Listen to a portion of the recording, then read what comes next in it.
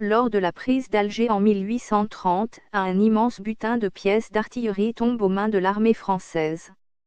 Alger était connue comme la « ville aux 1000 canons », le décor extrêmement raffiné de cette pièce la classe parmi les grands chefs d'œuvre du musée de l'armée. Partagé en 18 registres séparés par des moulures, ce canon est finement ciselé, des motifs végétaux courent sur toute sa longueur, et la surface de la pièce est entièrement poinçonnée.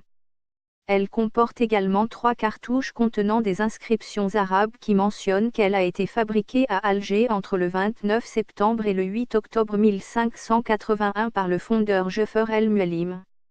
La France aurait pris plus de 200 000 canons et le Vatican et les Rothschilds décidèrent que le butin serait séparé en 3 parties, un tiers aux Anglais, un tiers aux Français et un tiers aux autres nations chrétiennes d'Europe. C'est avec cet acier que l'Europe a accompli sa révolution industrielle grâce à l'acier et au plan des machines volées en Algérie. La tour Eiffel a été construite avec cet acier et aussi la Statue de la Liberté, celle de New York et celle de Colmar en Alsace. Certains canons avaient plus de 700 ans et l'acier s'était transformé en pierre.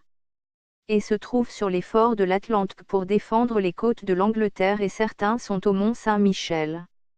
Les plus grands canons ne pouvant être emportés en Europe furent découpés sur place. Selon les archives secrètes du Vatican et celles du Saint-Michel, il y a eu un canon de 500 mètres de long et 2 autres de 300 mètres, les autres faisant entre 1,50 mètres et 50 mètres et avec des boulets en pierre ou en acier avec des diamètres de 3 mètres jusqu'à 7 mètres. Les armuriers algériens ont inventé les premiers pistolets et fusils en miniaturisant leurs canons.